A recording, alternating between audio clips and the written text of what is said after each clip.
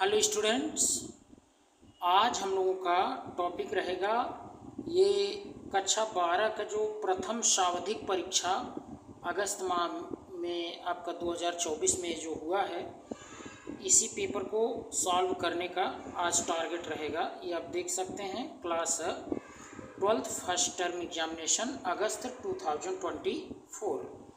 ये आपका subject chemistry है, यानी रसायन शास्त्र। विषय कोड आप देख सकते हैं 118 है। इसमें बहुविकल्पीय प्रश्न जो हैं आपके, वो 1 से लेकर के 30 तक के प्रश्न जो हैं, 1 से लेकर के 30 तक के ये प्रश्न जो हैं वो बहुविकल्पीय हैं। इसमें 25 प्रश्नों का उत्तर देना होता है और साथ में फिर लघु उत्तरीय प्रश्न और दीर्घ उत्तरीय प्रश्न भी होते हैं जिनको सॉल्व करना होता है। तो हम लोग यहाँ 1 से लेकर के 30 तक जितने प्रश्न हैं उन सभी को सॉल्व करेंगे। ठीक, तो आइए हम लोग एक एक करके देख लेते हैं यहाँ क्वेश्चन को। यदि आप चैनल पर नए हैं तो सब्सक्राइब कर लीजिएगा, इससे आपको लाभ ही होगा। देखते हैं फर्स्ट क्वेश्चन। देखिए, निम्नलिखित में कौन गैर इलेक्ट्रोलाइट नहीं है? गैर इलेक्ट्रोलाइट नहीं है कह रहा है। Which of the following is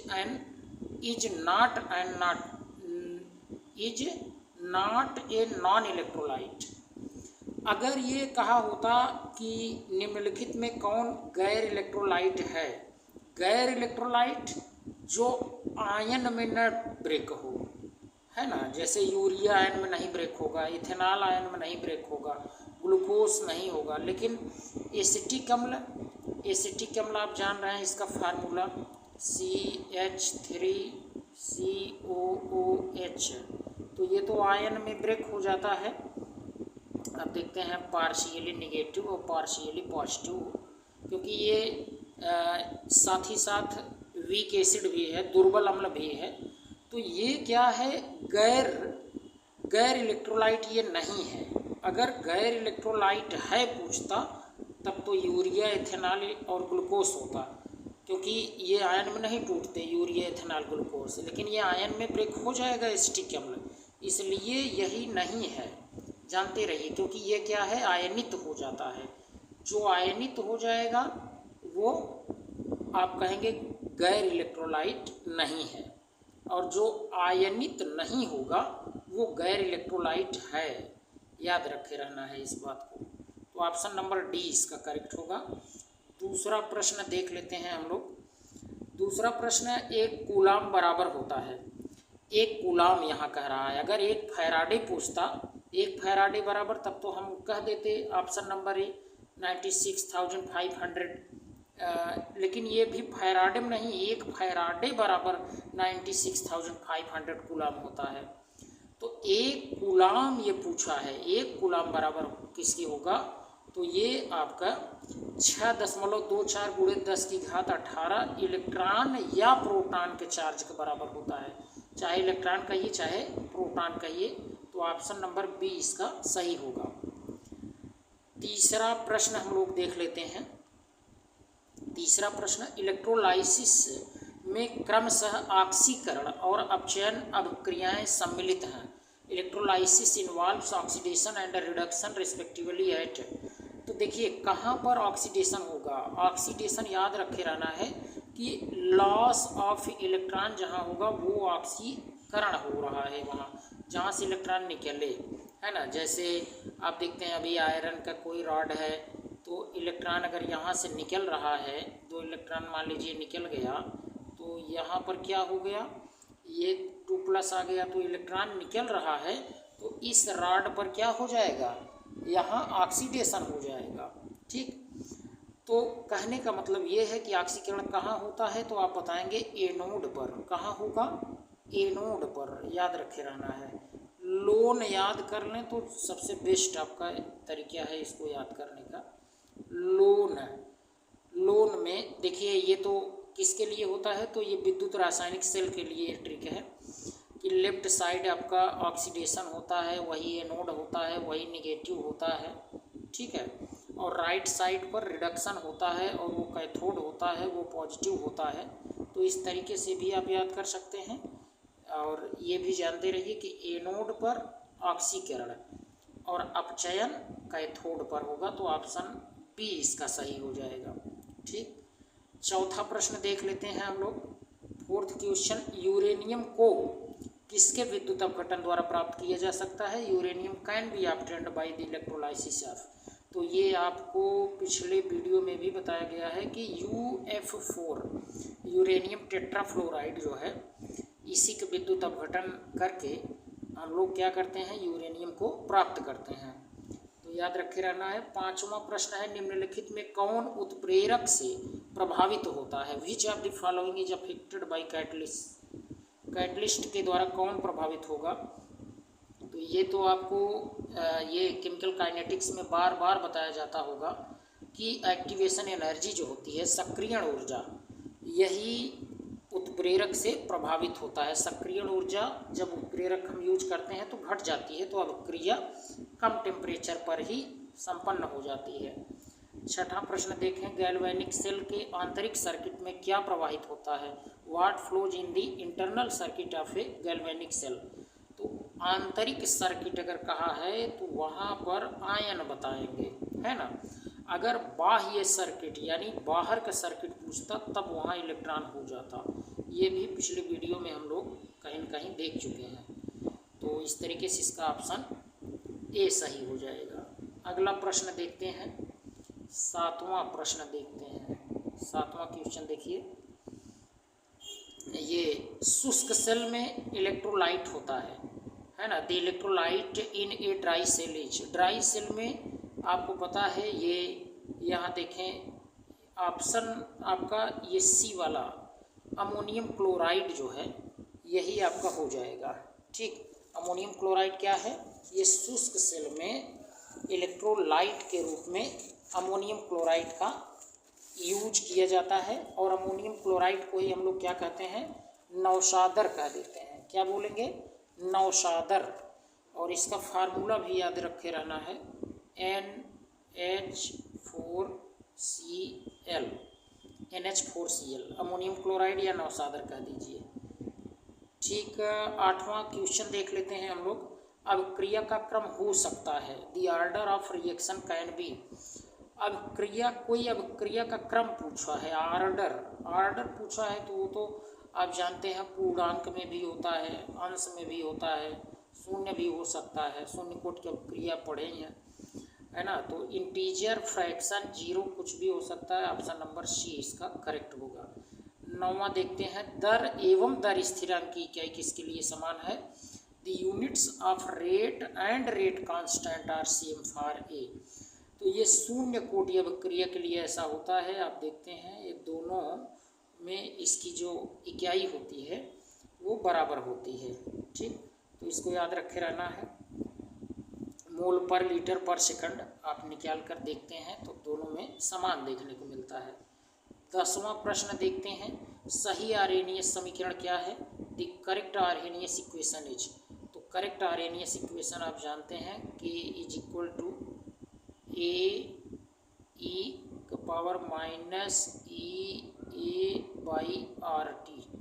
है ना। तो इस तरीके से ये क्या है?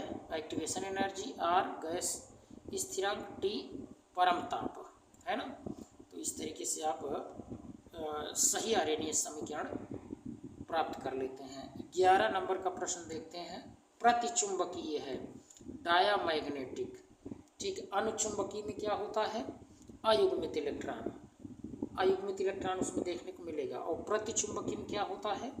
युग्मित, सब जोड़े में होते हैं। आप पैलेडियम में देखते ही हैं, ये पैलेडियम एक्सेप्शनल भी है ना। उसमें आप देखते होंगे कि पूरा यस में 0 हो जाता है और डी में पूरे 10 हो जाते हैं, पूरा पेयरिंग हो जाता है। तो पैलेडियम ही इसका आंसर है। आरएम में आप देखते हैं अयुग्मित इलेक्ट्रॉन होता है, एक्सेप्शनल भी है। टंगस्टन और नियोबियम में भी अयुग्मित इलेक्ट्रॉन होगा। जब अयुग्मित होगा तो अनुचुंबकीय, और जब युग्मित होगा तो प्रतिचुंबकीय यानी डायमैग्नेटिक। तो ऑप्शन नंबर सी सही है। 12 नंबर का प्रश्न, पीला रंग दिखाने वाला लैंथेनाइट कौन है? The lanthanide showing yellow colour is. Yellow colour, ये भी पिछले वीडियोज में हम लोग देख चुके हैं। ऑप्शन नंबर सी, इसको आप याद कर लीजिए। समैरियम 3+ जो होता है ये, इसका कलर क्या होगा, येलो कलर होता है, पीला रंग होता है। 13 नंबर का प्रश्न, फ्लोरीन का अणु 2 इलेक्ट्रॉन एक्सेप्ट करके 2 फ्लोराइड आयन बनाता है, तो इसके लिए E0 यानी मानक में इलेक्ट्रोड विभव 2.8 वोल्ट दिया है, तो 1/2 F2 यानी एक फ्लोरीन परमाणु आप कह सकते हैं। और ये इलेक्ट्रॉन ग्रहण करेगा, एक इलेक्ट्रॉन ग्रहण करेगा तो क्या करेगा, फ्लोराइड आयन बनाएगा, तो इसके लिए E0 होगा। E0 ही दिया है, E0 पूछ रहा है तो सेम टू सेम मानक में है तो वही होगा, 2.8 वोल्ट ही होगा, इसमें कोई परिवर्तन नहीं। ठीक। 14 नंबर का प्रश्न हम लोग देख लेते हैं, सिंपल है। नमक पुल यानी salt bridge contains, salt bridge में क्या क्या होता है आप जानते हैं, कुछ साल्ट होते हैं और साथ में अगार अगार का पेस्ट होता है, तो कहीं पर साल्ट तो दिया नहीं, अगार अगार का पेस्ट दिया है, तो ऑप्शन नंबर डी इसका सही हो जाएगा। हम लोग 15 नंबर का प्रश्न देख लेते हैं। 15वां प्रश्न, H2 जो है इसका क्या हो गया, ऑक्सीडेशन होके H+ बनाया और साल्ट ब्रिज 2 लाइन खींचा है, तो इसका मतलब साल्ट ब्रिज Ag+ में कन्वर्ट हुआ, मतलब इसका अपचयन हुआ, तो इस सेल का मानक इलेक्ट्रोड विभव क्या होगा। तो मानक इलेक्ट्रोड विभव अगर आप लोग इसका निकालेंगे तो ये आपको 0.8 वोल्ट मिलेगा। ठीक है, 0.8 वोल्ट मिल जाएगा इसका मानक इलेक्ट्रोड विभव। तो इस तरीके से ये ऑप्शन नंबर डी इसका सही हो जाएगा। 16 नंबर का प्रश्न देखते हैं, दिया है E0, ये थोड़ा इंटरेस्टेड क्वेश्चन है। देखिए दिया है E0 क्रोमियम 3+, क्रोमियम में चेंज हुआ और इसका ये विभव भी दिया है -0.72 वोल्ट। और E0 आयरन का देखिए यहाँ पर वो दे दिया है, F2 से F में चेंज हो रहा है, -0.42 वोल्ट, तो सेल का पोटेंशियल कितना होगा।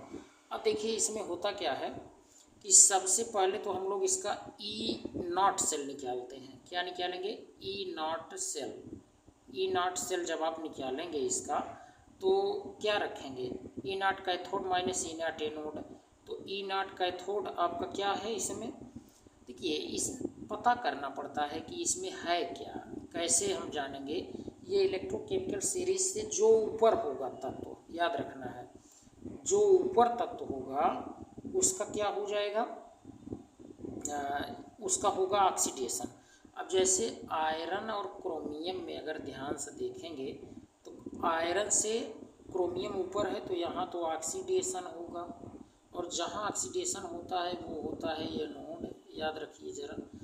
और ये नीचे है तो इसका होगा रिडक्शन, और रिडक्शन जिसका होगा वो कैथोड का काम करेगा, कैथोड का काम।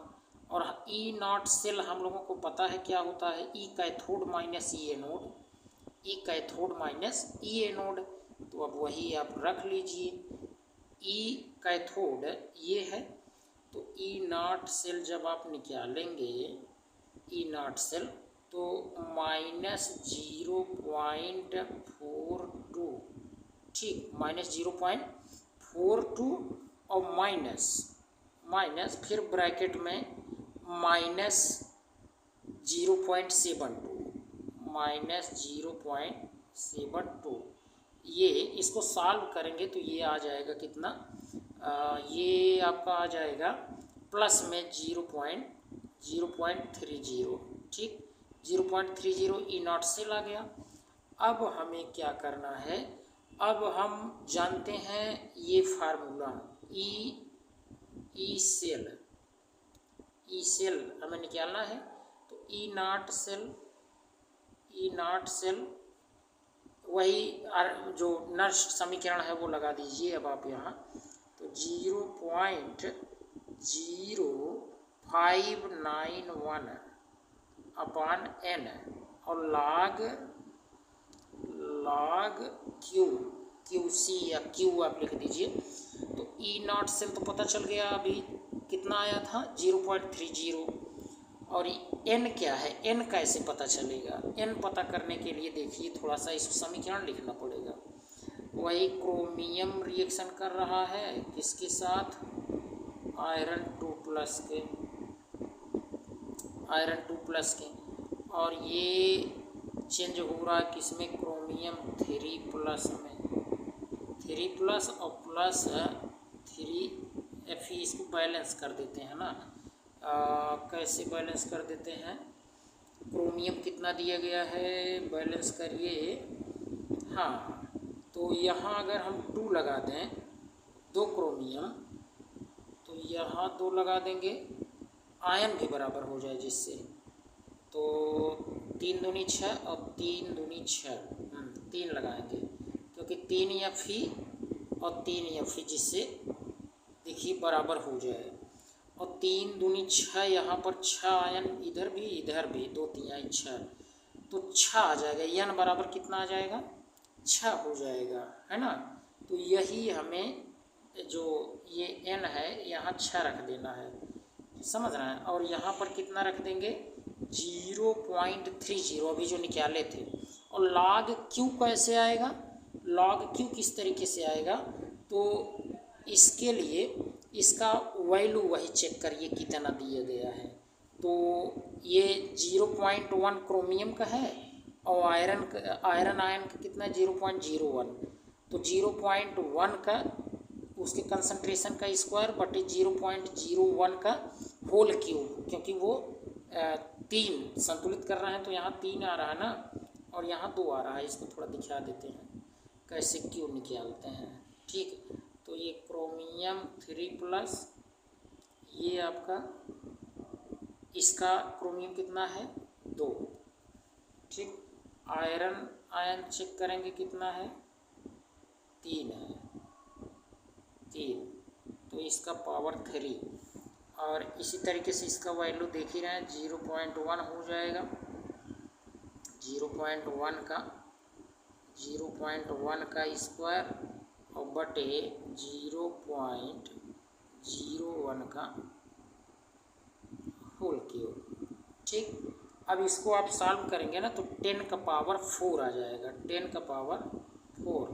बस अब यही सॉल्व कर लीजिए, केवल क्या सॉल्व करना है, ई सेल बराबर 0.30 और माइनस 0.0591 अपॉन 6 और log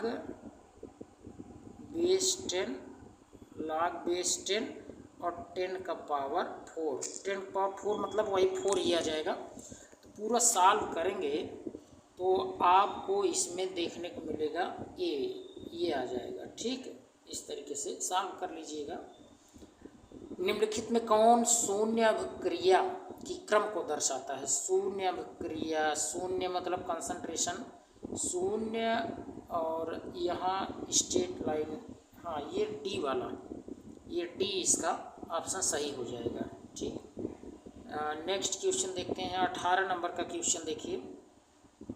किसी अभिक्रिया के लिए 6 स्थिरांक 1.1 × 10⁻⁻9 प्रति सेकंड है, तो उसी अभिक्रिया का हाफ लाइफ आप इसका कैलकुलेट करेंगे तो आपको मिल जाएगा 6.3 × 10⁸, ठीक, ये मिल जाएगा। हल कर लीजिएगा। 9वां है, अगर a + b = प्रोडक्ट तो dx/dt = k concentration of a का power a into concentration of b का पावर b, तो अभिक्रिया का क्रम। तो a और a आप देख रहे हैं, a और a क्या, इसका कंसंट्रेशन कुछ है, तो देखिए इसको अगर आप यहाँ dx/dt के अकॉर्डिंग अगर आप चेक कर रहे हैं तो शून्य मिल जा रहा है, कितना मिलेगा, 0 मिलेगा, ठीक। तो इसका शून्य हो जाएगा। 20 नंबर का प्रश्न, k = a⁻−e/RT के लिए कौन सही है, तो इसमें ये एक्टिवेशन एनर्जी, हाँ सही है, यही पहला ही ऑप्शन सही है। रेडबर्ग स्थिरांक नहीं है, ये गैस स्थिरांक है। संतुलित स्थिरांक ये भी नहीं है, ये तो एक स्थिरांक ही है। एक्सपोनेंशियल है, एडजॉर्प्शन फैक्टर नहीं है, तो ऑप्शन ए सही होगा। 21 नंबर का क्वेश्चन देखते हैं। 21 नंबर का प्रश्न, N2+3H2 sign of reversible 2NH3 अभिक्रिया के लिए सही विकल्प। सही विकल्प के लिए देखिए, आपको हमेशा रिएक्टेंट जो होता है उसके लिए माइनस लिखना है। तो यहाँ तो नहीं दिया H2 का, और प्रोडक्ट में तो ये 1 करके लिखा जाता है, ये नहीं होगा। यहाँ बी में देखें, H2 के लिए -1/3 सही है।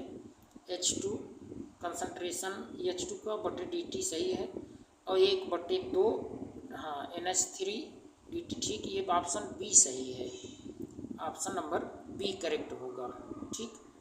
तो इस तरीके से, क्योंकि यहाँ पर 1/2 नहीं लिखा, नहीं तो ये भी होने की संभावना रहता।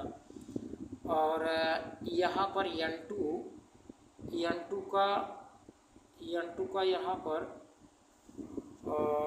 डी कंसंट्रेशन ऑफ N2, तो -1/1 करते dNH3/dt। अच्छा, और ये किसके लिए पूछा है? अभिक्रिया के लिए सही विकल्प है। तो वो देखिए यहाँ पर जैसे एक डी ऑप्शन ज़रा चेक करिए, माइनस में यहाँ दिया 1/1 करेंगे तो 1 ही आ जाएगा, ऑलरेडी वो ये 1 ही आ जाएगा। और 1/2, हाँ, लेकिन क्वांटिटी अधिक है तो इसको वैसे आप डी भी करेक्ट देख सकते हैं, यहाँ पर लिखा गया है। और ऐसा कोई ऑप्शन नहीं है कि जिसमें बी और डी दोनों सही मान ले। तो हम लोग अभी यहाँ तो सस्पेंस ही है, दोनों सही है ना, दोनों यहाँ पर सही है। N2 में भी एक ही अणु है, एकदम ठीक ही है, दोनों ऑप्शन सही है। अब यहाँ चेक कर सकते हैं आप, दोनों ऑप्शन सही है। 22 नंबर का प्रश्न आप देखें, अधिकतम चुंबकीय गुण जहाँ पर अधिकतम अयुग्मित इलेक्ट्रॉन होंगे, तो D5 में ही सबसे ज़्यादा अयुग्मित हैं। इसमें तो D6 करेंगे तो 4 अयुग्मित होगा, इसमें 3 होगा, इसमें 2 होगा, तो सबसे ज़्यादा D5 में होगा, चुंबकीय गुण भी उसका ज़्यादा होगा। 23 नंबर का प्रश्न देखते हैं, एक्टिनाइड की स्थिर ऑक्सीकरण अवस्था है, लैंथेनाइड हो चाहे एक्टिनाइड हो, +3 ही है स्थिर ऑक्सीकरण अवस्था। और 24 नंबर का क्वेश्चन आप देखें, कोरोजिव सब्लिमेट का सूत्र, the formula of corrosive sublimates. Corrosive sublimate जो होता है HgCl2, HgCl2, ये याद रखे रहिए, बहुत इंपॉर्टेंट क्वेश्चन है, पूछता है। 25 नंबर का क्वेश्चन देख लेते हैं हम लोग, निम्नलिखित में +4 आयन जिसके 4f सबसेल आधा भरा होता है, तो वो कौन सा है? तो देखिए ये आपका Tb है ना, टर्बियम के इलेक्ट्रॉनिक कॉन्फ़िगरेशन करेंगे, 4 इलेक्ट्रॉन निकालेंगे तो तब भी 4f7 रहेगा, उसमें आधा भरा होता है। तो ये याद रखना, इलेक्ट्रॉनिक कॉन्फ़िगरेशन करके आप इसको चेक कर सकते हैं।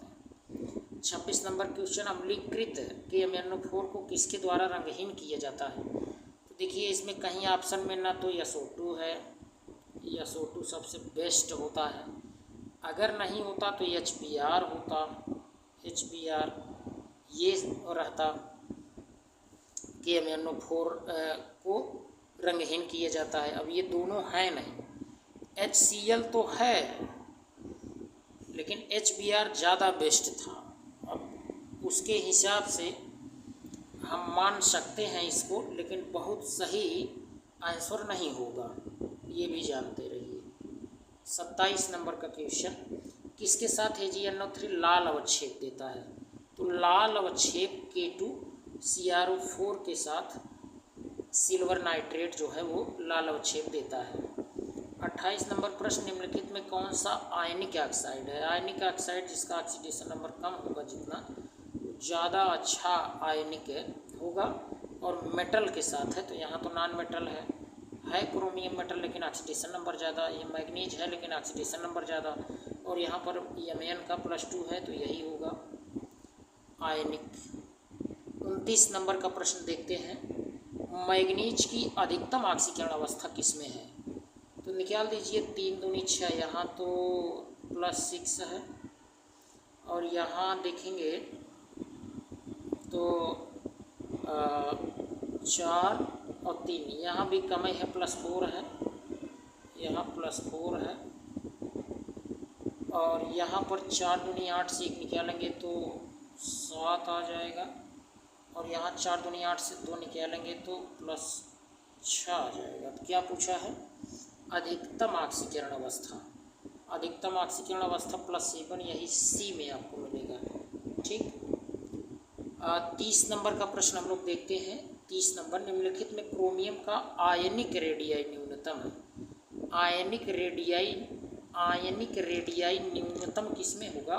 जहाँ ऑक्सीकरण संख्या अधिक होगी। जरा चेक करिए ऑक्सीकरण संख्या कहाँ पर अधिक है। तो इसका 4 दूनी 8 से 2 निकालेंगे तो +6 आ जाएगा, यहाँ तो +4 आएगा क्रोमियम का, और यहाँ पर भी क्रोमियम का +2 आएगा, वही यहाँ पर भी +2 आएगा। तो ज़्यादा यही है, ज़्यादा इलेक्ट्रॉन निकालेगा तो उसका सेल भी संकुचित होगा। इस तरीके से ऑप्शन नंबर ए सही हो जाएगा। तो इस तरीके से हम लोगों ने सारे क्वेश्चन सॉल्व कर लिए हैं, बहुविकल्पी प्रश्न। यदि आप फर्स्ट टाइम चैनल पर आए हैं तो ज़रूर चैनल को सब्सक्राइब करिए, अपने मित्रों को भी शेयर करिए। और ये प्रश्न देखिए, इलेक्ट्रोड विभव को अपने शब्दों में आप लिख सकते हैं। विद्युत रासायनिक शेल क्या है? अब एकदम सिंपल सी बात है। विद्युत रासायनिक श्रृंखला का क्या उपयोग है? संक्रमण धातु सामान्य रंगीन यौगिक बनाते हैं, क्यों? आप जानते ही हैं, सब सिंपल है। Duty transition. 5 प्रथम क्रम अभिक्रिया लिखें।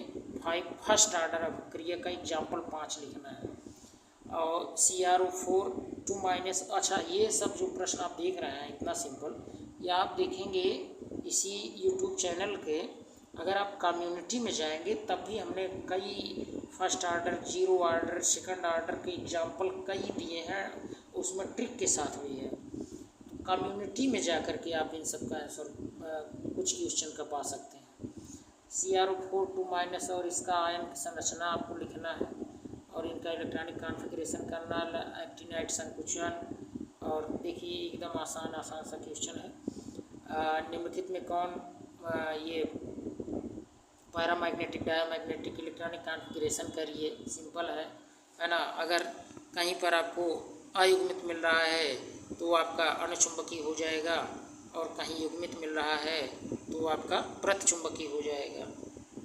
देखिए वही लैंथेनाइट कॉन्ट्रैक्शन, संकुचन क्यों ऐसा होता है आप जानते ही हैं, क्योंकि जब जैसे जैसे आप उसका परमाणु क्रमांक बढ़ेगा उसी तरीके से उसमें उसका प्रभावी नाभिकीय आवेश बढ़ेगा, तो लैंथेनाइट संकुचित होगा और वह स्क्रीनिंग इफेक्ट से ज़्यादा प्रभावी होगा।